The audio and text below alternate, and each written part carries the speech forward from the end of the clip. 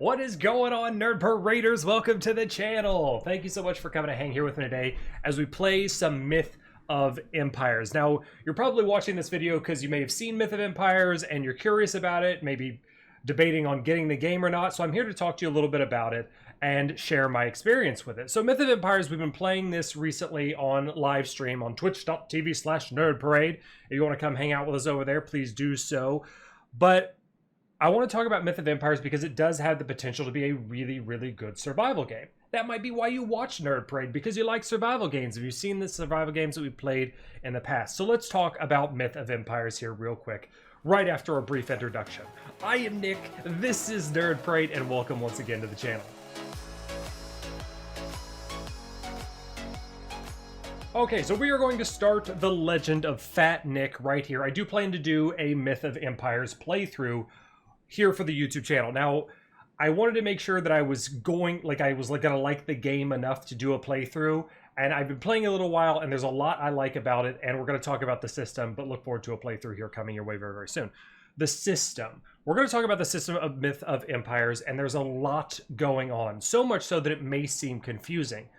But to explain it to you, Myth of Empires uses the systems that are really, really popular from a ton of other games.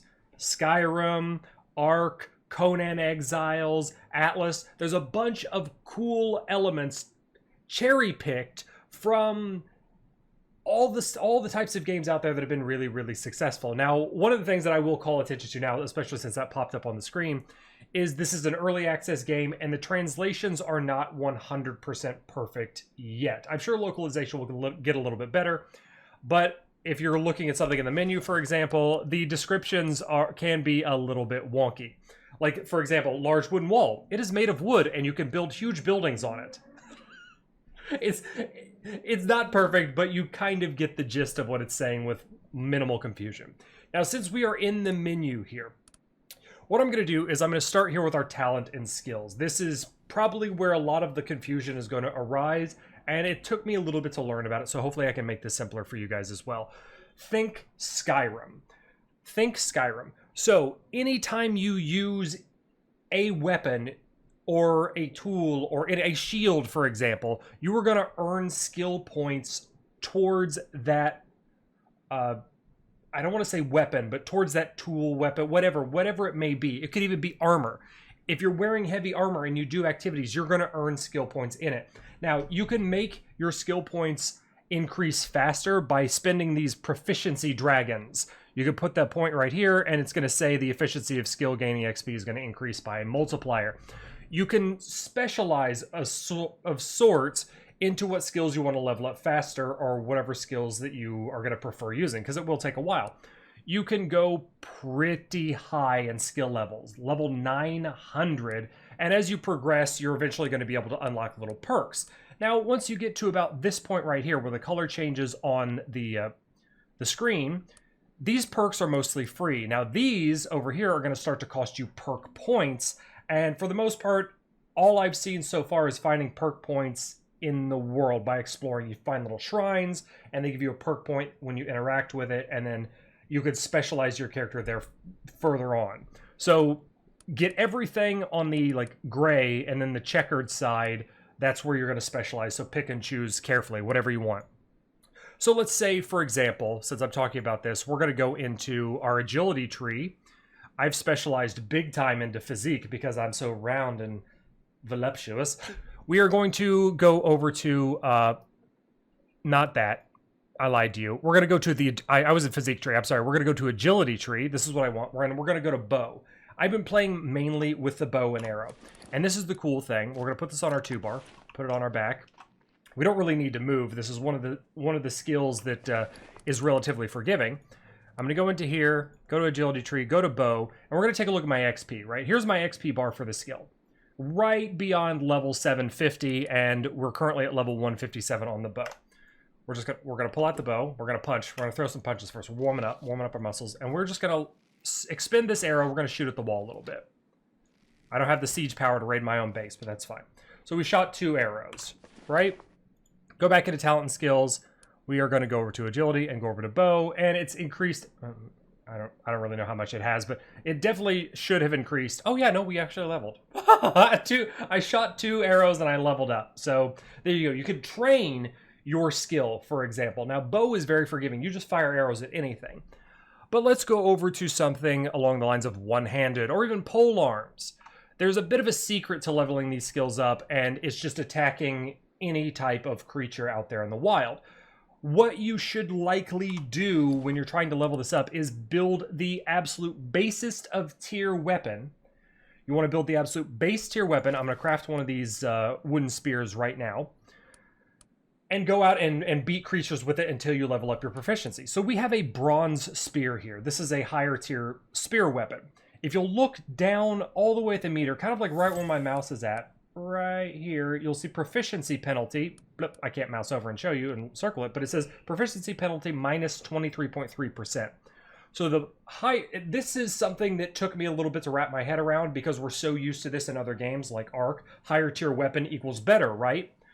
Well, no, not in Myth of Empires. Higher tier weapon only equals better if you're skilled enough to use it.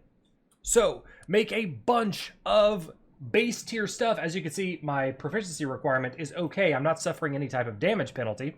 Take this base tier weapon out, beat a bunch of low-level creatures with it until you've leveled up your spear skill a la Skyrim, and then, you will be able to use the higher tier weapons without any type of penalty.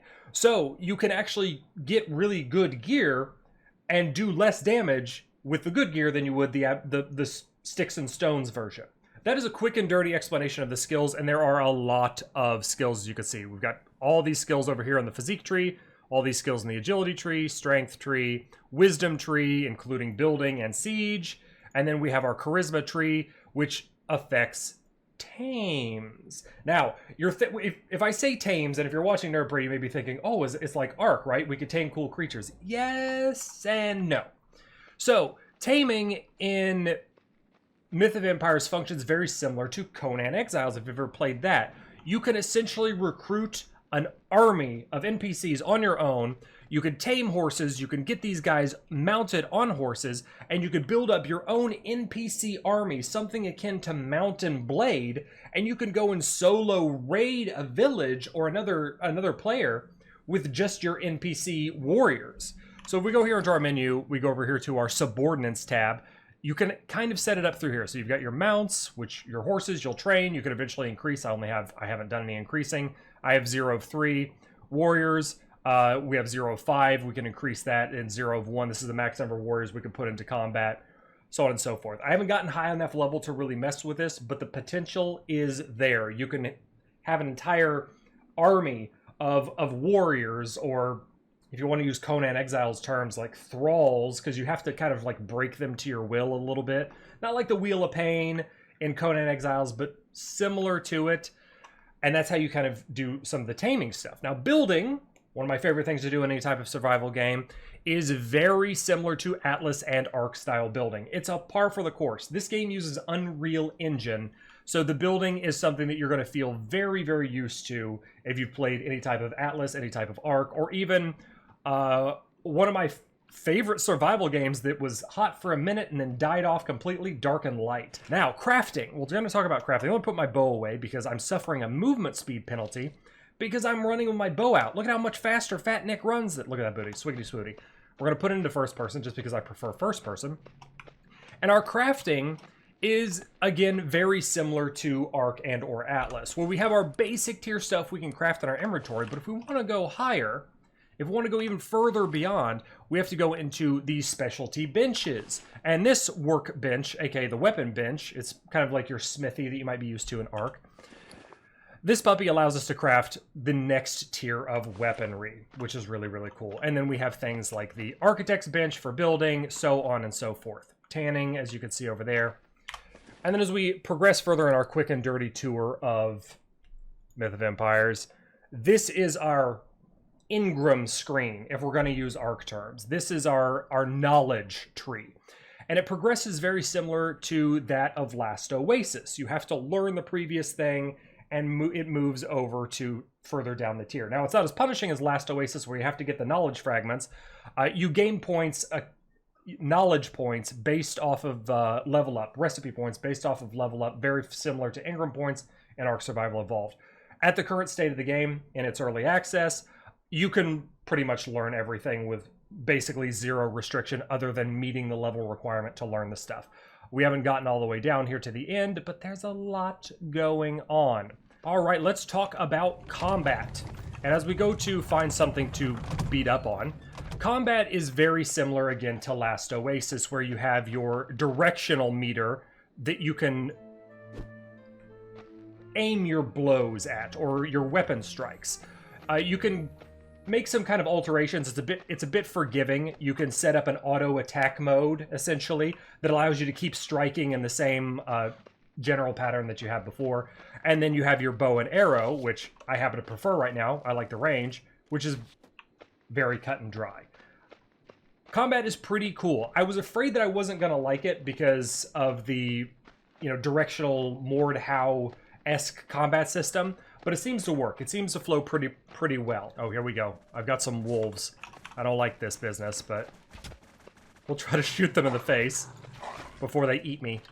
I'm shirtless, so I'm that much more badass. It gives me an on-screen indicator. I'm moving, so it messes with my bow. So let me just stand still. My reticle is much larger if I'm moving, but if I stand still, I can aim so much better. And I'm getting my butt chewed on. It gives you an on-screen indicator of how much damage you're doing, which is cool. I like that. And as we're talking about this, as I was streaming it, I wanted to make sure that I was going to like this game before I brought it to the attention of you guys here on the YouTube channel. Is it going to be worth your money? I mean, ultimately, you have to make that decision for yourself, whether or not you want to spend... Oh, I'm going to die. See, this is dangerous. Wolves are dangerous. Only 2 wolves. Run, Fat Nick. Shoot the wolf. Oh, God. I almost bit the big one there.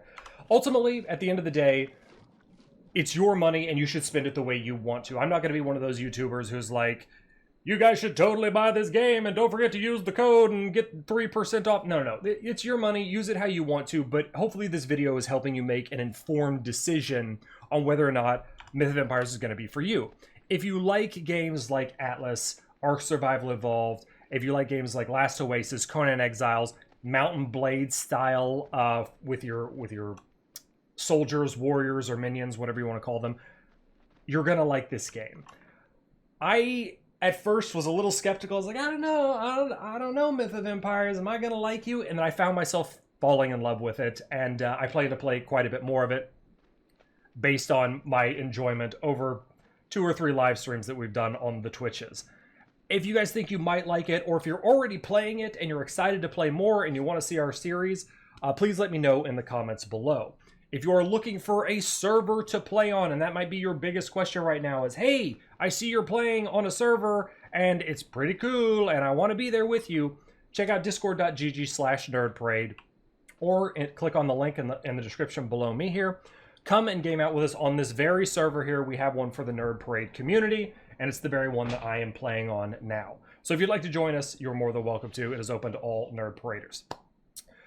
Look forward to some more of The Legend of Fat Nick and a playthrough of Myth of Empires, because I'm kind of digging it. I gotta be honest with you. And if you want to play with us, again, that invitation is open. Don't forget to hit the thumbs up to this video, drop a subscribe here on the channel so you don't miss anything coming your way, and I look forward to seeing you guys in the very near future. Until then, however, take care of yourselves, stay awesome, and come hang out with Fat Nick again. Later.